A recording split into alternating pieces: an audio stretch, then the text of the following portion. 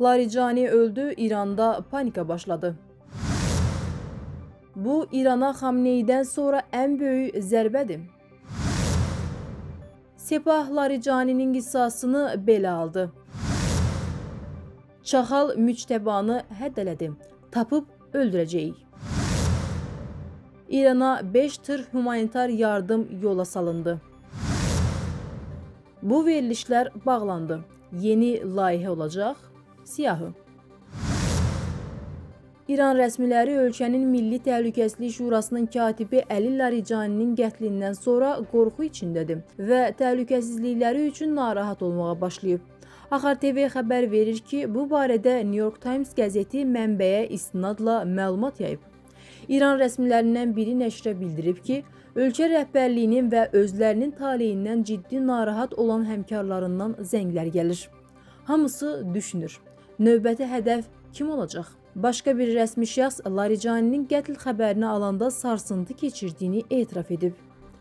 Yuxarılarda geniş yayılmış bir narahatlıq hissi var. Görünür, İsrail İranın bütün liderləri aradan qaldırılana və rejim devrilənə qədər dayanmayacaq. Qeyd edək ki, ötən gün İsrailin İrana zərbələri nəticəsində ölkənin Milli Təhlükəsizlik Şurasının katibi Əli Larijani ölüb. Əli Larijani ilə birgə oğlu, muavini və bir neçə mühafizəçisinin də öldüyü bildirilir. Son 47 ildə İran siyasətində Larijani ailəsi önəmli rol oynayıb. Onun atası Xomeyninin silahdaşlarından olub. Bu ailəni İranın Kennediləri də adlandırırlar. Ailənin əsas nümayəndəsi Əli Larijani İran siyasi elitasının ən nüfuzlu şəxslərindən biri idi. Son dövrlərdə ona İran siyasətinin boz kardinalı deyirdilər. Bu sözləri Axar TV-yə açıqlamasında politoloq Oqtay Qasımov İran Təhlükəsizlik Şurasının katibi Əli Larijani'nin öldürülməsi barədə danışarkən qeyd edib. Onun sözlərinə görə, müharibə dönəmində Əli Xamneynin ölümündən sonra əsas fiqur Larijani sayılırdı. Savaşdan öncə Əli Xamneyi səlahiyyətlərinin bir hissəsini ona ötürmüşdü. Larijani siyasi və hərbi elitanı, dövlət qurumlarının fəaliyyətini koordinasiya edən əsas şəxsə çevrilmişdi. Larijani ilə bağlı müxtəlif iddialar da səslənirdi. Hətta belə iddialar var idi ki, Amerika Birləşmiş Ştatları və İsrail gələcəkdə Larijani ilə danışıqlar apararaq onu İranın başına gətirmək istəyirlər. Ekspert hesab edir ki, Larijani'nin öldürülməsi İran dövlət strukturlarına və İranın özünü müdafiə qabiliyyətinə vurulan ciddi zərbə kimi dəyərləndirilməlidir. Hazırda onu əvəz edəcək səviyyədə namizədin olması real görünmür. Çünki Larijani siyasi elitada çox ciddi nüfuza malik idi. Bundan başqa, onun Sepah və Bəsiclə əlaqələri kifayət qədər dərin idi. Orada da təsir imkanları var idi. Doğrudur, onlar bəyan edir ki, sistem möhkəmdir və şəxslərdən asılı deyil. Amma şəxslərin rolunu unutmaq olmaz. Larijani və digərləri kimi təcrübəli şəxslərin yerini təcrübəsi az olan və cəmiyyətdə o qədər də tanınmamış şəxslərin tutması kifayət qədər problemli olacaq. Oqtay Qasımov martın 17-sindəki hadisədən sonra İranın vəziyyətinin daha da mürəkkəbləşdiyini düşünür. Bu, müharibənin dərhal bitməsi mənasına gəlmir. Rejim hələ özünü müdafiə edə biləcək. Lakin bu cür itkilər, xüsusilə Sepah, Bəsic, ordu və kəşfiyyatın əsas şəxslərinin öldürülməsi rejimin qərar qəbul etmə mexanizminə ciddi təsir edəcək. Larijani'nin ölümü rejim üçün Xameneydən sonra ikinci ağır itki sayılır. Gerçək və 4 əməliyyatın 61-ci dalğası nəticəsində İsraildə 230-dan çox insan həlak olub və yaralanıb.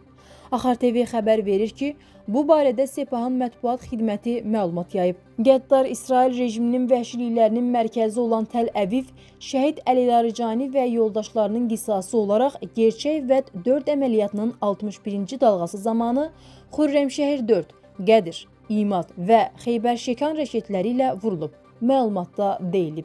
Qeyd olunub ki, bu əməliyyatda Xürrəmşəhər 4 və Qədir raketləri İsrail rejiminin çoxsəviyyəli və ultramodern hava hücumundan müdafiə sisteminin məhv edilməsi sayəsində İsrailin mərkəzində 100-dən çox hərbi və təhlükəsizlik hədəfinə müdaxiləsiz zərbə indirib. Sepah aerokosmik qüvvələrinin bu sürətli hücumundan sonra Təl-Əvivin bir hissəsində elektrik enerjisi kəsilib və bu da ölkə daxilindəki qüvvələrin vəziyyəti nəzarətdə saxlamasını və yardım göstərməsini çətinləşdirib. İlkin hesablamalara görə İsraildə 230-dan çox ölü və yaralı var.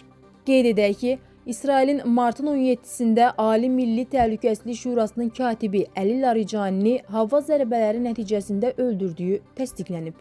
Əli Laricani ilə bircə oğlu, müavini və bir neçə mühafizəçisinin də öldüyü bildirilir. İsrail ordusu İranın Milli Təhlükəsizlik Şurasının katibi Əli Laricaninin öldürülməsinə dair açıqlamasında ölkənin yeni ali lideri Müçtəba Xamneyini izləyib zərərsizləşdiriləcəyi ilə hədələyib. Axar TV xəbər verir ki, bu barədə AFP məlumat yayıb. Müçtəba Xamneyi haqqında heç nə bilmirik. Onu eşitmirik, görmürük. Amma sizə bir şey deyə bilərəm. Onu tapacağıq və zərərsizləşdirəcəyik. Bunu jurnalistlərə İsrail ordusunun sözçüsü Briqada generalı Effi Defrin deyib. Qeyd edək ki, martın 17-sində İsrailin İrana zərbələri nəticəsində ölkənin Milli Təhlükəsizlik Şurasının katibi Əli Laricani öldürülüb. Tehran onun ölüm faktını təsdiqləyib. Azərbaycan prezidenti İlham Əliyev və İran prezidenti Məsud Pezeşkiyan arasında 2026-cı il 8 mart tarixində baş tutmuş telefon danışığına əsasən qonşu və dost İran xalqının hazırki ehtiyaclarının təmin edilməsi məqsədi ilə martın 18-də İrana növbəti humanitar yardım yola salınıb. Axar TV xəbər verir ki, İrana göndərilən humanitar yardıma 76 ton ərzaq və qida məhsulları, 4 ton həcmində dərman vasitələri və 2 ton həcmində tibbi ləvazimatlar daxildir. Humanitar yardım 5 yük avtomobili vasitəsilə göndərilib. Humanitar yardımın Novruz bayramı ərəfəsində göndərilməsi nəzərə alınaraq, yük avtomobillərinə müvafiq Novruz sovqatı və bayram məhsulları da əlavə olunub. Azərbaycanda uzun müddətdir müzakirə edilən və yayımının zərərli olduğu haqda fikirlər səsləndirilən verilişlər bir-birinin ardınca bağlanır. Axar TV xəbər verir ki, ilk olaraq Tarix Əliyev və Elgiz Əkbərin tarixin bugünü və Elgizlə izlə verilişləri dayandırıldı. Martın 17-sində isə ARB və ATV telekanallarında yayımlanan Xoşgədəm Hidayət qızının Səni axtarıram, Zaur Kamalın Həmin Zaur, Zaur Baxşəliyevin Bizimləsən, Zaur Nəbioğlunun rəngarəng verilişlərinin bağlandığı haqda xəbərlər yayılıb. Bəs sözügedən müəlliflərin yeni layihələri olacaqmı? ARB və ATV-dən sorğumuza cavab olaraq bildirilib ki, verilişlərin daxili qərarla bağlanıldığı təsdiqlənib. Həmçinin yeni layihələr haqda hər hansı açıqlama verilməyib. Yeni bir qərar və ya layihə olacağı təqdirdə ictimaiyyətə məlumat veriləcək. Məlumatda vurğulanıb.